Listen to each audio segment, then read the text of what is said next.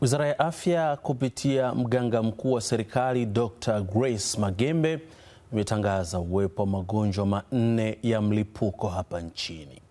Mosi ni homa ya mafua makali influenza, COVID-19, homa ya dengue, lakini pia kipindupindu.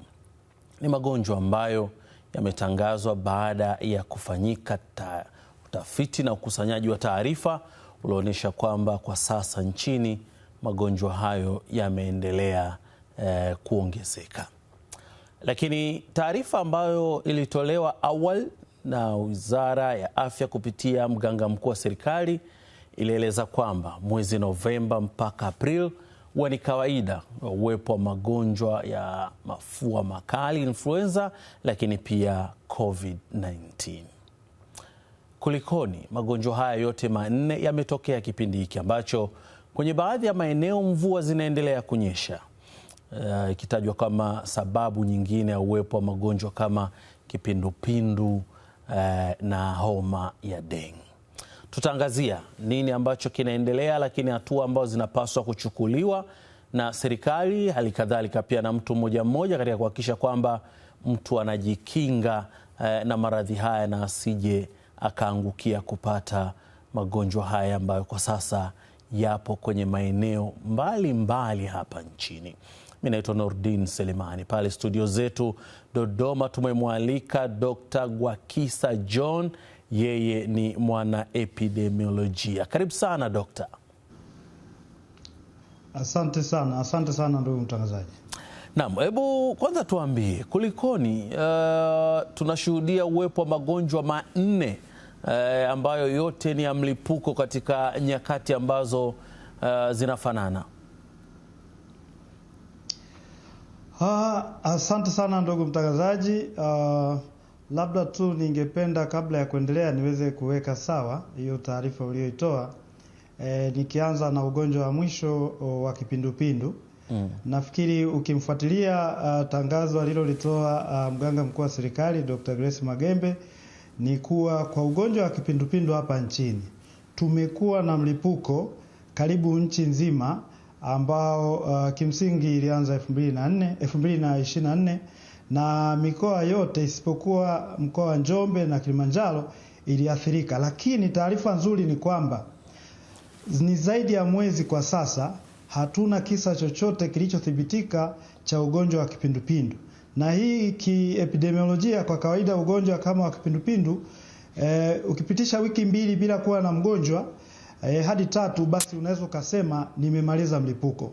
Kwa hiyo kimsingi tu mganga mkuu wa serikali angependa aseme kwamba hatuna mlipuko wa kipindupindu ili tusherehekee, lakini hataki tusherehekee kwa sababu anahitaji wananchi bado tujipange kutokana na mazingira tulionayo kwa sasa, kwa sababu vihatarishi vya ugonjwa wa kipindupindu bado tunavyo nchini maeneo mbalimbali, na pia mvua zilizoanza kunyesha ni moja ya kihatarishi ambacho kinaweza kusababisha watu wakaugua mlipuko wa ugonjwa wa kipindupindu. Lakini ikija kwa magonjwa mengine hasa mawili, ya kwanza ugonjwa wa mafua makali ya influenza, lakini pia na COVID ambazo kimsingi tunafuatilia kwa pamoja.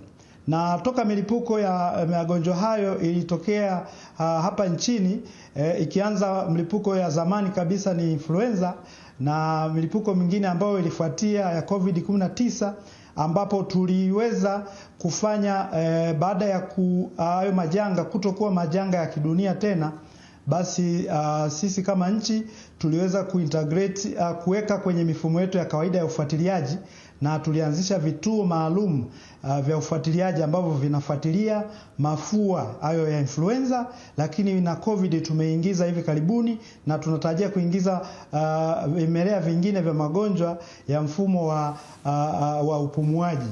Kwa hiyo tunafuatilia nchini karibu mikoa yote, tuna vituo maalum vya ufuatiliaji, kitaalamu tunaitwa sentinel sites, ambazo wagonjwa wakiumwa mafua makali, homa, tunachukua katika hivi vituo vyetu vya kutolea huduma, tunachukua sampuli na kupeleka maabara kuu ya jamii ya taifa na tukipata tunajua kwamba tuna dili na kirusi gani.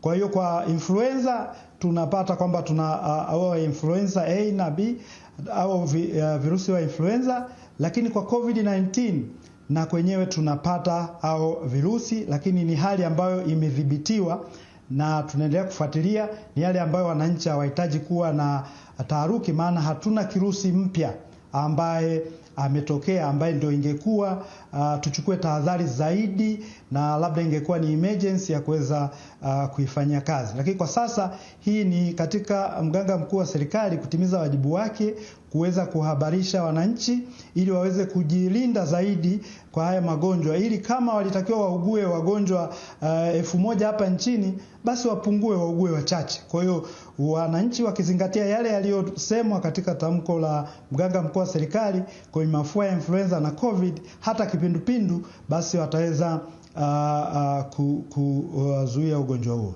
Lakini tukija kwa ugonjwa wa dengi, basi ni kwamba hali hizi za mvua ikinyesha tu kidogo, magonjwa kama dengi ambayo yanaambukizwa na kirusi wa dengue, ambaye sasa huyo kirusi anaenezwa na mbu.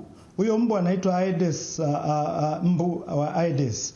Hao mbu wa Aedes ni weusi, wana madoa meupe. Kwa hiyo hao ndio wanaambukizwa ugonjwa. Kwa hiyo sasa kwa ugonjwa huo, kwa mazingira tulionayo, tunapata wahisiwa wa ugonjwa huo na tunaendelea kufuatilia na kuwapa huduma stahiki.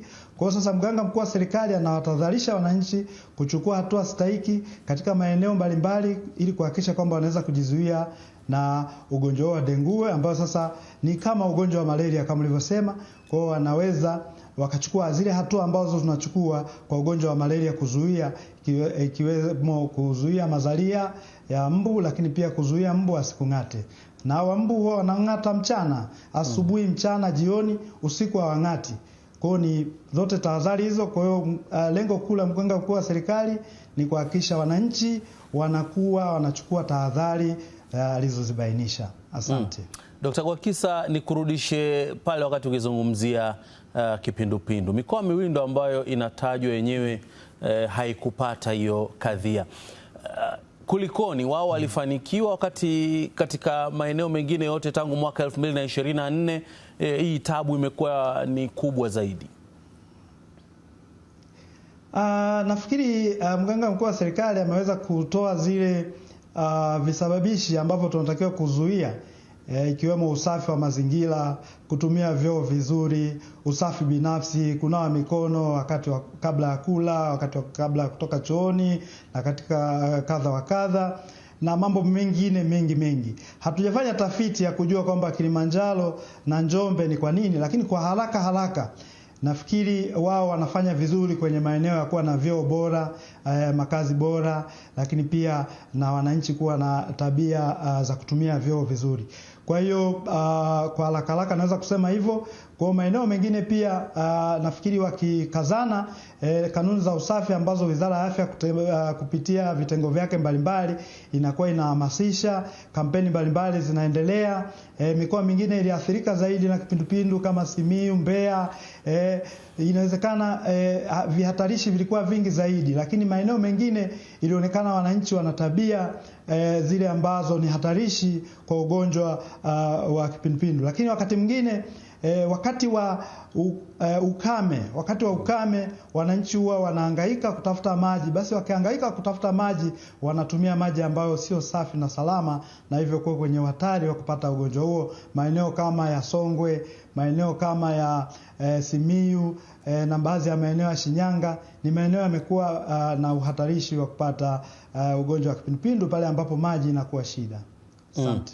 Kwenye maelezo yako nimekusikia ama nakariri sana, umezungumza sana hapa ugonjwa huu hatujapata kirusi kipya, kwa hiyo hakuna hatari yoyote. Maana yake haya magonjwa yote ni ya kirusi na si bakteria? Ugonjwa wa kipindupindu pekee ndio ugonjwa, katika hayo magonjwa ndio ugonjwa wa bakteria anaitwa Vibrio cholerae. Huyo ndiye anayesababisha huo ugonjwa. Lakini hayo magonjwa mengine influenza ni virusi mbalimbali ambao wanasababisha hayo mafua makali. Lakini pia COVID-19 nafikiri kimekuwa maarufu sana, ni kirusi ambacho 2019 na 20 pale kimetusumbua sana mpaka 22. Kwa hiyo hao ni virusi na virusi wa ugonjwa wa influenza, hata COVID-19 hao wenyewe kunao inaweza kuwa moja ya njia pia ya kuwaondoa, pamoja na njia mbalimbali zingine ambazo tunazijua. Lakini kwa ugonjwa wa dengi kirusi wake anabebwa na mbu.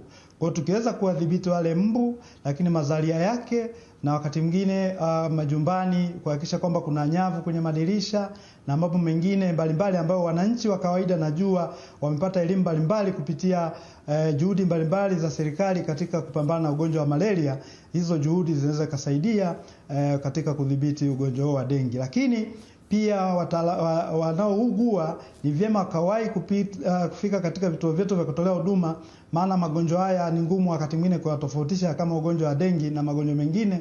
Kwa hiyo ni vyema kafika katika vituo vyetu vya kutolea huduma, ambapo tumewawezesha watumishi wetu wa afya wanaweza kutambua kwamba ni ugonjwa upi, na wakishindwa wanachukua sampuli kupeleka maabara, na hivyo tunaweza kutambua kwamba tuna dili na ugonjwa gani. Asante.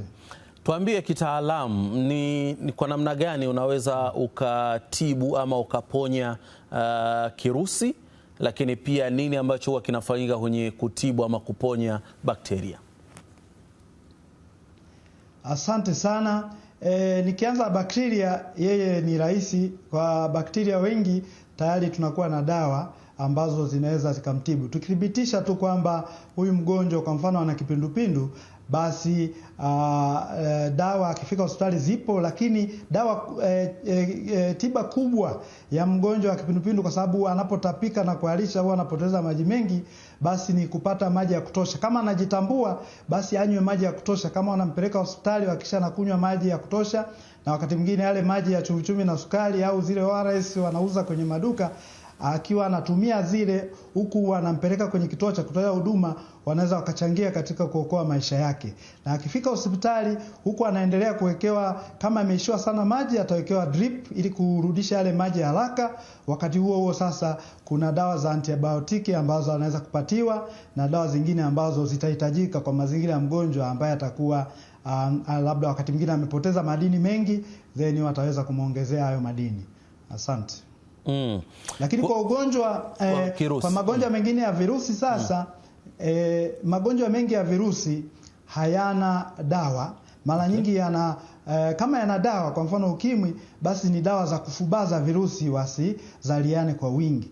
Lakini kwa magonjwa kama influenza na COVID-19 tunatoa matibabu ambayo yanaitwa supportive care, kwamba unampa kutokana na dalili anazoonyesha, unampa matibabu stahiki. Kwa mfano kama ni mgonjwa wa kawaida tu, labda ana homa kali, basi unampa dawa za kushusha ile homa.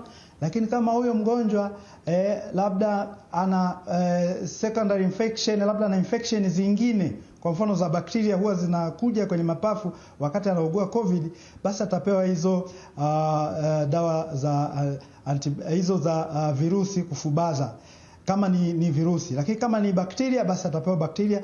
Kwa hiyo mgonjwa atatibiwa kutokana na dalili zake. Vivyo hivyo kwa ugonjwa wa dengi pia, kwa dalili atakazoonyesha, dalili kuu kabisa inakuwa ni homa kali, kichwa kuuma sana. Kwa hiyo hizo zote atapewa matibabu stahiki ili kupunguza hiyo homa, lakini pia kupunguza maumivu ya kichwa, mwili nao unakuwa na maumivu, basi atapewa matibabu stahiki. Lakini wagonjwa ambao watakuwa na hali mbaya zaidi, basi watapewa matibabu stahiki pia kutokana na hali zao. Wakati mwingine kama ni magonjwa ya COVID, tunakumbuka miaka ile wengi walikuwa wanapumua kwa shida, basi watapewa hata oxygen na vitu vingine vinavyostahili. Magonjwa yote hayo akiwahi hospitali hakuna shida kubwa, atahudumiwa vizuri. Asante. Tuanzie hapa. Tuko katika kipindi ambacho maeneo mengi ya nchi yana mvua, na miongoni mwa magonjwa haya mengine yanasababishwa na hiyo hali ya mvua, ikiwemo kipindupindu na homa ya dengue. Nini sasa ambayo inaweza ikawa ni kama tahadhari ama kinga ya mtu ili asiingie katika mtego wa magonjwa haya? Kiujumla nafikiri ushauri ni kwamba watu wote waweze kuzingatia usafi binafsi. Usafi binafsi ndio ile kama kunawa mikono, mazingira ya nyumbani yawe masafi. Kwa mfano magonjwa mengi kama malaria ambayo inafanana na dengi, watu ambao wanaishi kwenye nyumba nzuri, ameziba vizuri, hakuna mbu anaingia ndani, kama anatakiwa kutumia chandarua kwa malaria anatumia, lakini kama yuko nje kwa dengi anahakisha amevaa nguo ndefu. Mazingira kama ni shule, manake kama watoto wameenda shule mchana, manake kuna uwezekano wa kung'atwa na huyo mbu anayeeneza ugonjwa wa dengi. Kwa mazingira yao ya shule yasiwe na mazingira ya kukaribisha mazalia ya mbu kama vifuu vya nazi, kama matairi na vitu vingine ambavyo vinaweza vikasababisha maji yakatuama, na madimbwi. Maeneo mengine ya nchi unakuta watu wametengeneza matofali au wamefanya nini, wameacha mashimo, basi madimbwi hapo karibu na makazi yao, basi wale mbu watazaliana hapo. Kwa hiyo ni usafi binafsi, lakini usafi wa mazingira. Lakini pia kwa ugonjwa kama kipindupindu, basi wanapotumia maji ya kunywa watumie maji safi na salama, lakini pia hayo maji unaweza kuyachemsha ili kujihakikisha kwamba yako salama. Lakini usipochemsha, wakati mwingine huwa tuna dawa zinaitwa water guard, nafikiri wananchi wanazijua vizuri, sisi tunaitwa aqua tabs. Wakiweka vile vidonge kwenye maji vinatibu maji, wanakunywa, yanaweza kuwa salama.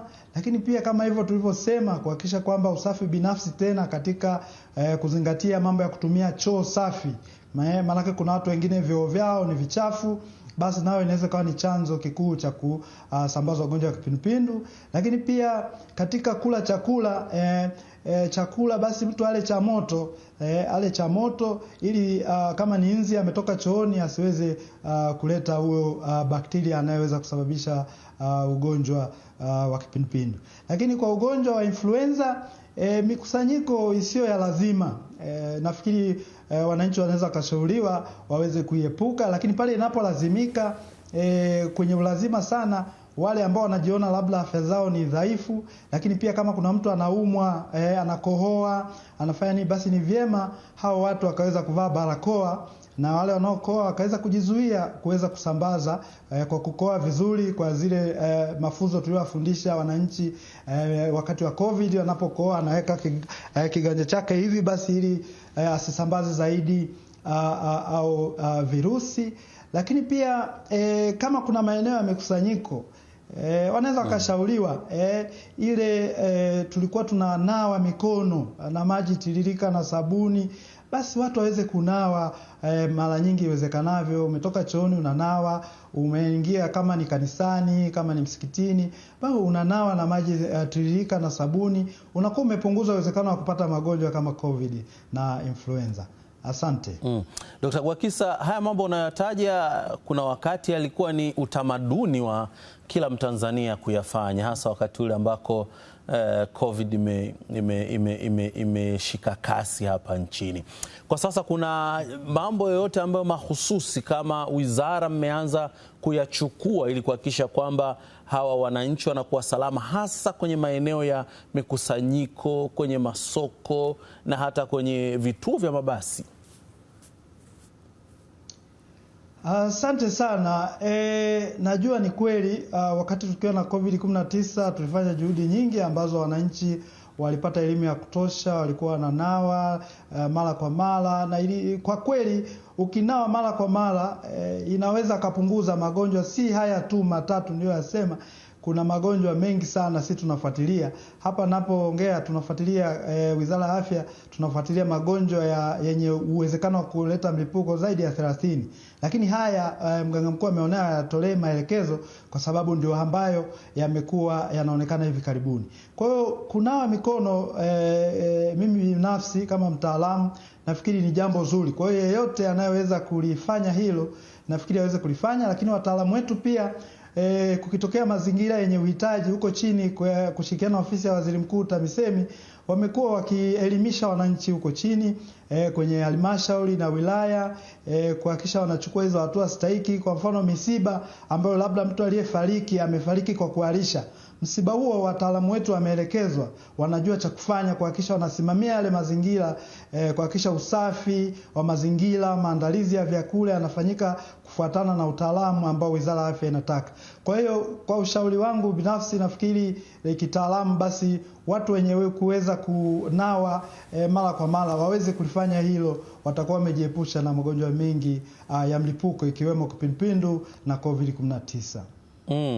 Kwa utaalamu wako na kupitia taarifa ambayo imetolewa leo na mganga mkuu wa serikali Dr. Grace Magembe, kuna watu ambao tayari wameanza kupata wasiwasi na hofu, na mnasema kwamba hofu ni moja ya sababu ambazo zinapunguza immunity kwenye mwili wa mtu. Nini unawaambia Watanzania ambao wamepata hiyo taarifa, na mchana watu wengi sasa wakaanza kusema kwamba COVID imerudi, na kwenye hata magroup watu wakawa wanaendelea kutumiana kusema kwamba jamani, tukae mkao wa tahadhari? Asante sana mtangazaji. Labda mimi kama mtaalamu na wataalamu wenzangu, nafikiri tuwatoe hofu wananchi. Haya magonjwa tulionayo ni yapo kwenye hali ya kawaida, hali ambayo haihitaji kuwa na hofu, bali inahitaji kuchukua hizo hatua ambazo wataalamu tunashauri kuzichukua katika maeneo mbalimbali. Lakini wale ambao pia wana kinga ambazo haziko vizuri au wazee sana, basi wasaidiwe kuchukua zile hatua za kusafi binafsi na kuhakikisha kwamba hawapelekwi kwenye mazingira ambayo labda kuna mtu anakohoa, anafanya nini, lakini ni hali ya kawaida. Na tangazo la mganga mkuu wa serikali ni katika hali ya kawaida ya utekelezaji wa majukumu yake, kuhakikisha kwamba anahakikisha Watanzania wote wanakuwa salama. Na kama serikali, Wizara ya Afya kupitia Wizara ya Afya, nafikiri tumejipanga vizuri tu. Kama mtu ana changamoto ya kuumwa, basi anaweza kufika kwenye kituo cha kutolea huduma, lakini pia tuna njia zingine. Sisi katika ufuatiliaji wa magonjwa tuna mifumo yetu ya kielektroniki ambayo wataalamu wanaitumia kuhakikisha tunapata taarifa ngazi ya kitaifa, lakini pia tuna mifumo ambayo naweza kuita haitumii njia rasmi za kuwasilisha taarifa. Tunasema mifumo ya uwasilishaji wa taarifa kwa tetesi. Kwa hiyo tuna njia ya kupata taarifa kutoka hata kwa mwananchi wa kawaida, akiweza kupiga namba 199 anafikia wataalamu wa Wizara ya Afya, wanaweza kujua kwamba ana changamoto gani ya afya, au anatuma message na tunaweza tukaifanyia kazi hiyo taarifa. Lakini tetesi yoyote pia mwananchi wa kawaida pale alipo, akifika kwenye kituo cha kutolea huduma akawataarifu wataalamu wetu waliopo kwenye kituo chetu cha kutolea huduma chochote hapa nchini, kiwe cha binafsi, kiwe cha public, cha serikali, basi akitoa taarifa yoyote inayohusu labda kuna tetesi watu wamefariki, au watu wanaharisha watu wengi sana, au kuna chochote kile, basi hata akitoa taarifa ya wanyama wamekufa, sisi hiyo taarifa huwa tunaifanyia kazi haraka sana. Kwa hiyo mimi nashauri tu wananchi wasipanic, ni hali ya kawaida, na Wizara ya Afya iko katika kutimiza majukumu yake kawaida kupitia mganga mkuu wa serikali, na tuendelee na shughuli zetu, lakini tuzingatie yale ambayo yameshauriwa. Kama mtu anaugua, anakohoa, basi hakikisha hawezi kumwambukiza mwingine. Asante. Dr. Gwakisa, sisi tukushukuru sana kwa kuungana nasi hii leo kutoa ufafanuzi wa hali ya mambo ilivyo mara baada ya taarifa ambayo ilitolewa mchana wa leo na Wizara ya Afya, na kufuatiwa na maelezo ambayo ilitolewa na mganga mkuu wa serikali Dr. Grace Magembe. Nikushukuru sana Dr. Gwakisa. Asante sana. Naam, ni Dr. Gwakisa John, huyo ni mwana epidemiolojia kutoka Wizara ya Afya.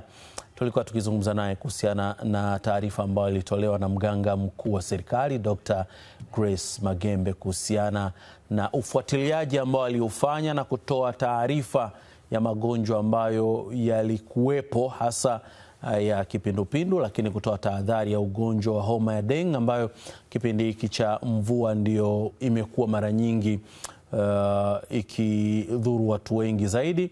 Lakini pia kwenye swala la mafua makali, influenza na COVID ambayo kitaalamu inaelezwa kwamba kutoka mwezi Novemba hadi mwezi Aprili imekuwa nayo ni hatari sana. Kwa hiyo kila mtu achukue tahadhari ili aweze kujiepusha na madhara ya ugonjwa hayo yote kwa ujumla wake. Kipindupindu kama ambavyo ametueleza ilikuwa ikitikisa tangu 2024, lakini kwa sasa tayari imeshadhibitiwa, lakini bado tahadhari zinaendelea kusisitizwa kwa kuwa tunaelekea kwenye kipindi cha mvua za masika kwenye baadhi ya maeneo, lakini kwingine bado pia mvua zinaendelea. Kwa nukta hiyo nafikia tamati ya uchanganuzi kwa siku ya leo. Mimi naitwa Nurdin Selemani.